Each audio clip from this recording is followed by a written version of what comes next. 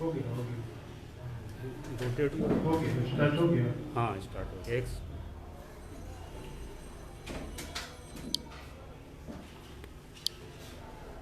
हो गया लाइव में। उपस्थित तमाम मित्रों का स्वागत है। बहुत हर्ष का और खुशी का विषय है कि हमारे शहर के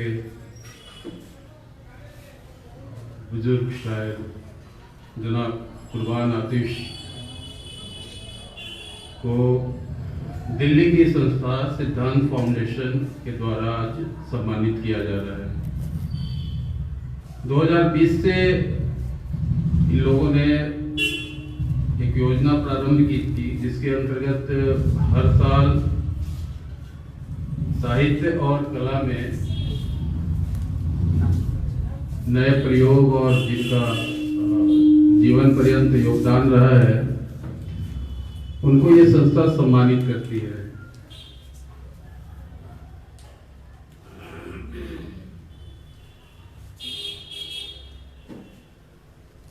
इस संस्था में की समिति में और चयन समिति में जो लोग शामिल हैं उसमें वरिष्ठ साहित्यकार योगेंद्र आहूजा, श्री मनोज रूपड़ा, किरण सिंह और राकेश तिवारी, रचना त्यागी जैसे लोग हैं और रचनाकारों का चुनाव यही लोग करते हैं। इससे पहले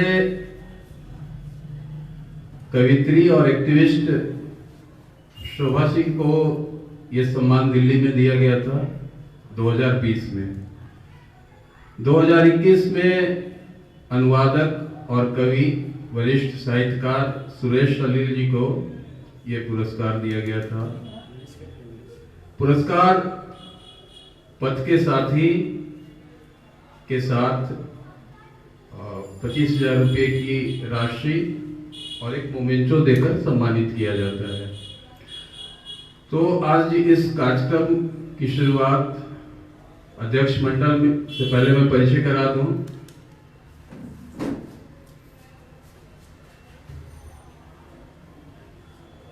कसीम सासारामी अध्यक्ष मंडल में है, वरिष्ठ शायर हैं, सासाराम से ताल्लुक रखते हैं।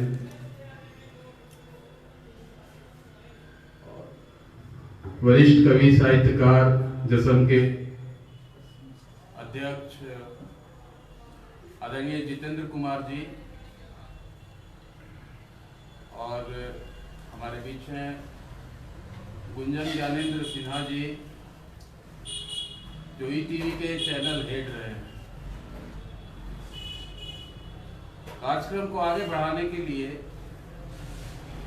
मैं इम्तियाज अहमद दानिश जी को आमंत्रित करता हूं कि कुर्बान आतिश का जीवन परिचय और उनकी रचना धर्मिता पे बात की शुरुआत करें।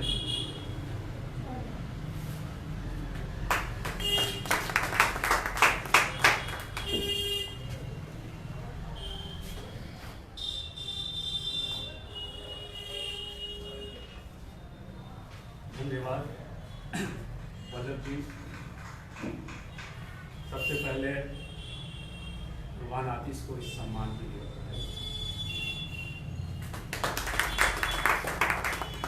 ये हम लोगों के लिए आरा शहर के लिए ये बहुत गर्व की बात है कि हमारे शहर के एक दिली लघु राजा की नुमाइंदा शहर कुर्बान आतिश को इस सम्मान से सम्मानित किया जा रहा है।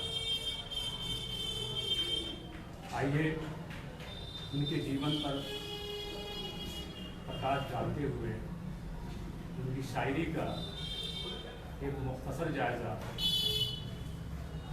मैं पेश कर रहा हूँ। हालांकि उनकी शायरी पर कुछ कहना सूरज को दिया दिखाने।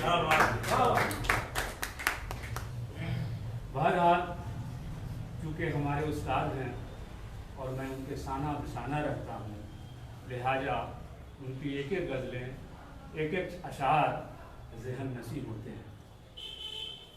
तो आइए मैं अपने जज्बात का इजहार कर रहा हूँ कि जदीद लबो लहजे के नुमाइंदा शायर कुर्बान आतिश दूर से ही पहचाने जाते हैं। आपकी पैदाइश 1 जनवरी 1958 को हुई। खेताड़ी मोहल्ला आरा की तंग गलियों में जिंदगी के साथ शायरी की परवान चढ़ी। इस खित्ते की मिट्टी बहुत उर्वर है। 18वीं सदी के शायर बाकर आरवी, कद्र बिलगरानी, सफीर बिलगरानी, 19वीं सदी के शायर में बद्र आरवी, वली हैदर गुहर जैसे सैकड़ों शायर हैं जो इस मिट्टी के ऊपर हैं। बहुत से शायर आज भी गुमनामी के सहरा में भटक रहे हैं।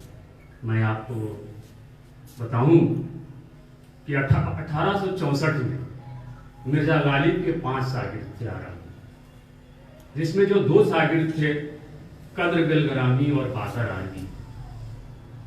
कद्र बिलगरानी के का दीवान और उनकी गज़लें अगर आप गूगल को सर्च करेंगे तो मिल जाएंगे, लेकिन बाकर आरवी गुमनाम हो चुके हैं। उनकी दीवान मैंने एक कूड़ेदान से उठाया था। घटना सभी हमारे साहित्यकार मित्रों को मालूम है। उसमें 18-20 किताबें हमको मिली थी, जिसमें कद्र बिलगरानी का भी दीवान शामिल था। आज भी वो उनका दीवान मेरे सरहाने रखा हुआ है। बहुत ही सख्त जमीन में उन्होंने शायरी की और गालिब के अजीज शागिर्दों में कद्र बाकर आरवी का शुमार था। शारीरिक तौर पर विकलांग कुर्बान आतिश अपने जीवन में हमेशा संघर्ष करते रहे। रोजी रोटी की तलाश में कभी मुंबई की तंग गलियों में भटके तो कभी वृंदावन में अपनी कसीदाकारी का जौहर बिखेरते रहे। इसी क्रम में कसीदा गोई का सिलसिला भी जारी रहा और जिंदगी की तल्ख हकीकतें शेरी पैराए में ढलती गई। एक फनकार का जाति किरदार उसकी फनकारी में झांकता नजर आता है। बकौल कुर्बान आतिश कि मेरी किस्मत लिखने वाले का कलम है मुख्तलिफ, इसलिए सबसे मेरा रंजो अलम है मुख्तलिफ। इनकी शायरी आरंभ से ही जिद्दत पसंदी की हायल रही। जिंदगी के मंजरनामे को फन्नी खूबी के साथ गजलों में इन्होंने बड़े सलीके से पेश किया है। उनकी पहली गजल जो गालिब को समर्पित थी, चंद अशार लिखिए कि तुमने पूछा नहीं हुआ क्या है, तुमने पूछा नहीं हुआ क्या है, दर्द दिल की मेरे दवा क्या है, दिल संभाले नहीं संभालता, मैं हूं हैरान कि ये हुआ क्या है। कुर्बान आतिश की शायरी का तेवर, वो उनकी पहली गजल।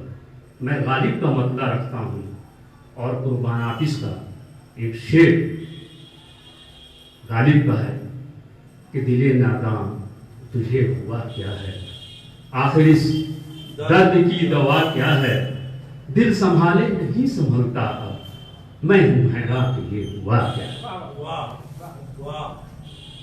गालिब की शायरी को दूर से ही मानियो मफहूम के एतबार से छूती हुई इनकी शायरी सफर की शुरुआत। कुर्बान आतिश की गजलों की बड़ी खुसूसियत यह है कि उन्होंने अपनी गजलें खुदसर और सख्त जमीनों में कही। मुश्किल रदीफ मुनफरिद काफी में गजल कहना उनकी फन्नी खूबी को उजागर करता है। इस संदर्भ में उनके कुछ अशार देखें कि गुबारे इश्क ने रखा न पैरहन बेदाग, तुझे दिखाई दे कैसे मेरा बदन बेदाग, फिजा में रंग बिखेरा है कैसा मौसम ने, किसी का तन रहा बेदार और न मन बेदार। कुछ और शेर है उनका कि ये गर्द शब मेरी तस्वीर को खस्ता न कर दे, कहीं भी ना रहे तनवीर को खस्ता न कर दे, गमों की काई जमती जा रही है, डर है आतिश ये पत्थर पर लिखी तहरीर को खस्ता न कर दे। हमारे शहर की मिट्टी बहुत उर्वर है और आरा की साहित्यिक इतिहास पर अगर आप रोशनी डालें, जिसे चीन में माहिर आरबी ने 1727 से 1947 में लिखा है, तो उसमें कई ऐसे नाम हैं जिन्होंने खूबसूरत जमीन और मुश्किल जमीनों में गजलें की कहीं। उस वक्त के यहाँ के जो स्थानीय शायर थे, आप वैसे शायर जिनके राष्ट्रीय स्तर पर एक उनकी पहचान थी, माहिर साहब ने वो किताब आरा एक शहर सुखन जरूर लिखी, लेकिन उस पर जो वो नाकदाना निगाह जो डालनी चाहिए थे वो न डाल सके। जाहिर सी बात है कि एक व्यक्ति इतना बड़ा काम करे, वो आखिर उस एक इतिहास लिखे और शायरी के उन पहलुओं को वो कैसे छू सकता है। लिहाजा उन्होंने मुझसे कहा था कि मेरे इस आरा शहर के इतिहास को तुम जहन नसी कर लेना, और अगर मैं न रहूं तो इस पर जरूर कुछ काम करना। और उसके इतिहास को पढ़ना ये मेरा एक मामूल बन गया, और आज भी उस इतिहास को सीने में मुक़य्यद रखे हुआ हूं।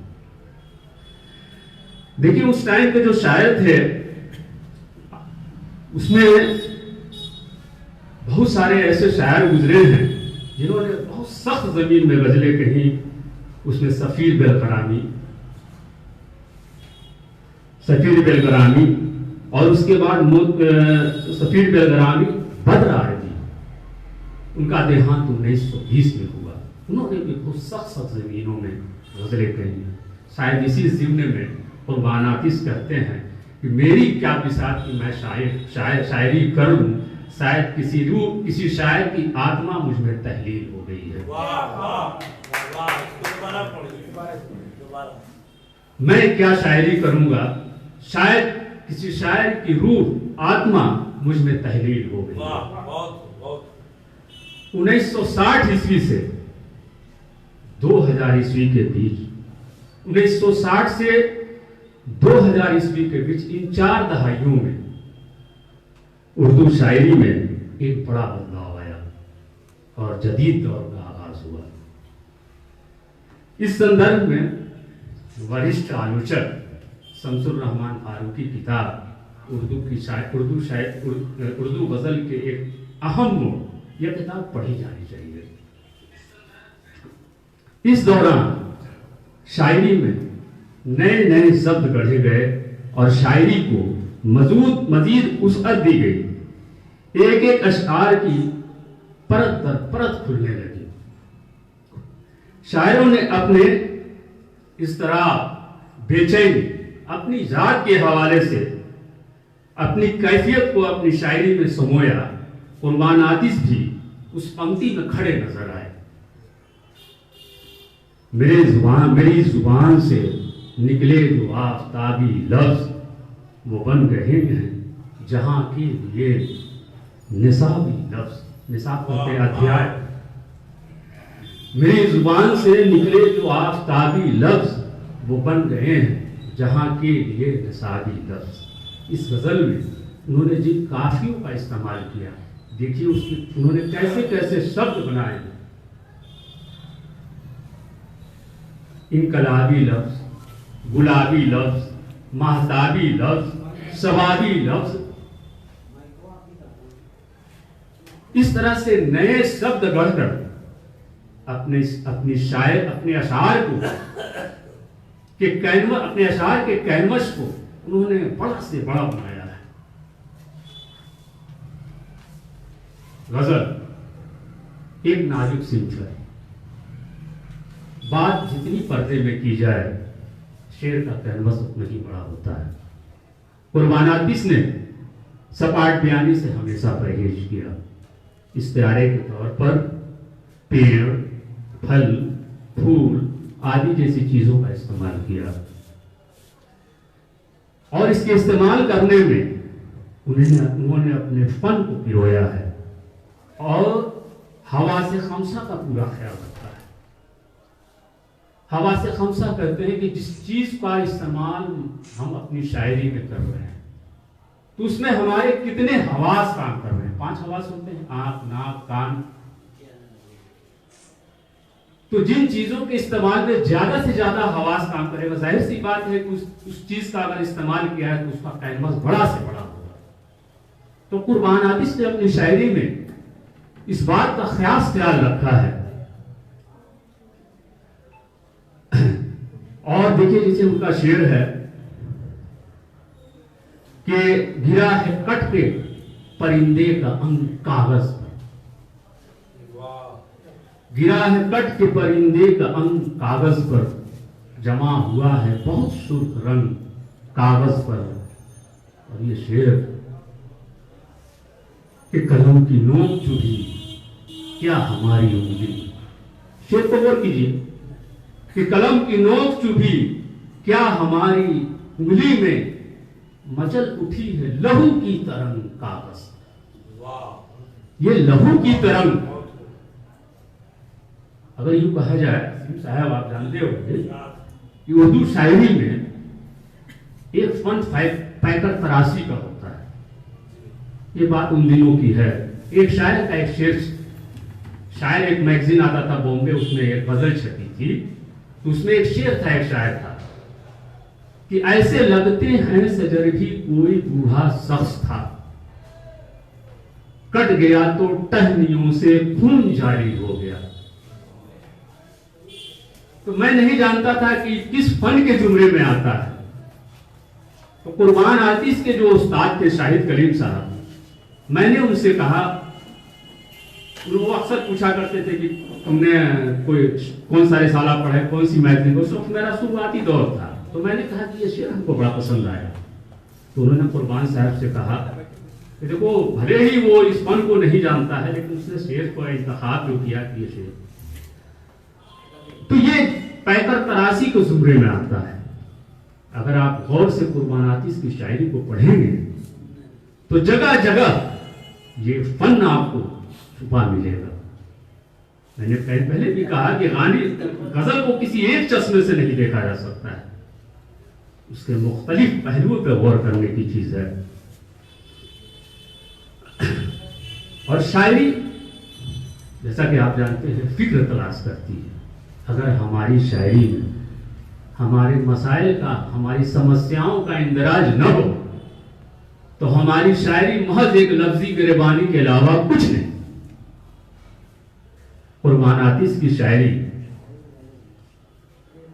महज उनकी जिंदगी का नोहा नहीं, कुर्बान आतिश की शायरी महज उनकी जिंदगी का नोहा नहीं, बल्कि अपने हिसार से निकलते हुए हमारे ध्यान को विभिन्न समस्याओं की ओर आकृष्ट कराया।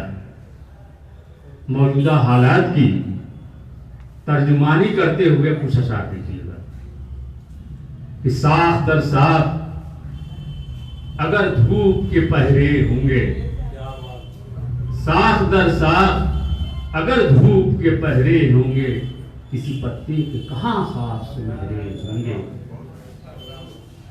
और जब कभी दर्द की चीखों से फिजा गूंजेगी, जब कभी दर्द की चीखों से फिजा गूंजेगी, शहर की भीड़ में हम लोग भी बहरे होंगे।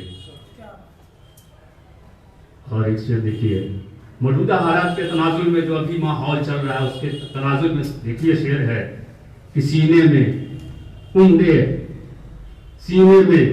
हैं सब मौजे गम रोते हैं, सीने में उंडे हैं सब मौजे गम रोते हैं, बेकफन लाश लिए सड़कों पे हम रोते हैं। अच्छी शायरी का यही कमाल होता है कि एक शायर की आप बीती जग बीती बन जाती है। यकीनन उनकी शायरी में निराशा दिखाई देती है, वहीं आशा की किरणें भी फूटती हैं। उसी निराशा से आशा की किरणें भी फूटती हैं। वो कहते हैं कि इतना यकीन है जिसने मुझको जख्म दिया है, इतना यकीन है जिसने मुझको जख्म दिया है, वही लगाएगा भी मरहम एक दिन आखिर। यूं ही नहीं बीमार हमारी फसल रहेगी, दवा भी देगा दर्द का मौसम एक दिन आखिर। दर्द के मौसम से भी आशावान है। जैसे गालिब ने कहा था, ये बड़ा मशहूर शेर है कि इन आबलों से पांव के घबरा चुका था मैं, जी खुश हुआ है राह को पुरखार के। जाहिर सी बात है कि कांटेदार रास्ते पर चलेंगे तो पैर का आबला फूटेगा, तो कुछ देर के लिए राहत मिलेगी। कुर्बान आतिश को छंदस्या पर अच्छी पकड़ है, उर्दू में उसको बहर कहते हैं। शायरी की पहली सर मौजूदियत होती है। उर्दू साहित्य में छंद मुक्त नज्म कहने की रिवायत शुरू जरूर हुई, लेकिन बहुत दिनों तक टिक नहीं पाई। लेकिन हिंदी साहित्य में यह सिंथ मकबूल होती और सारा ध्यान थॉट पर केंद्रित किया गया, वो भी एक फन। लेकिन एक विडंबना ये रही कि गजलों में भी भर्ती के शब्द भरे जाने लगे और कविताओं में भी भर्ती की पंक्तियां भरी जाने लगी। जहां गजलें महज काफिया पैमाई होकर रह गई,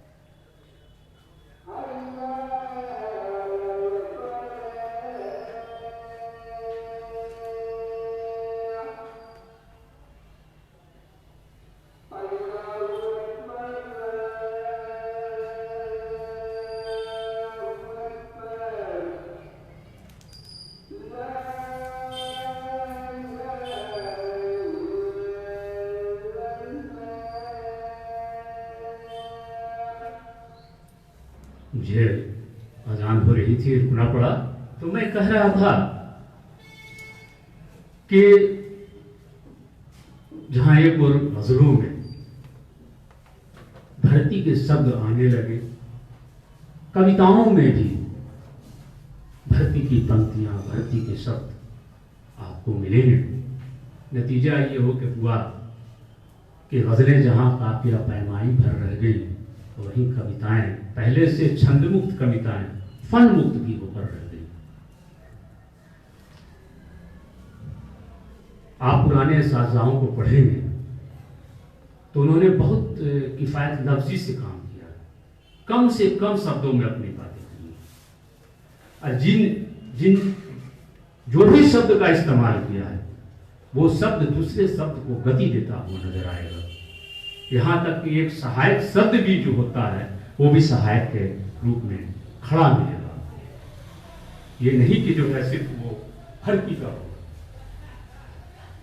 कुर्बानातीस की गजलें अगर गौर से देखें तो इन खामियों से अछूती मिलेगी। यकीनन उनमें उस्तादाना गुण है, लेकिन ये फन की दुनिया है। एक फनकार मुकम्मल होकर भी नामुकम्मल होता है। इस संदर्भ में हसन नईम का एक शेर है कि दियारे फन में जहां मंजिलें भी फर्जी हों, तमाम उम्र भटकने का हौसला रखियो।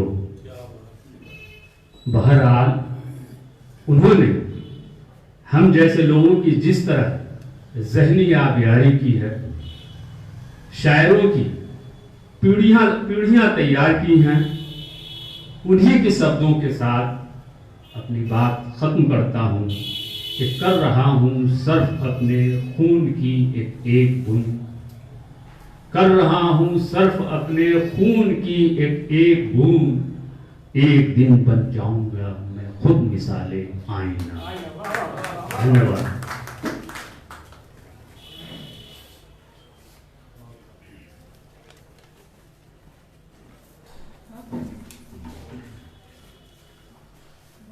बहुत धन्यवाद इम्तियाज भाई, बहुत विस्तार से आपने बात रखी परंपरा, उर्दू अदब और शेरो सुखन की। अगले वक्ता के रूप में मैं कसीम सराफी जी को आमंत्रित करता हूँ। कुर्बान भाई की गजलों पे कुछ अपनी बात रखें।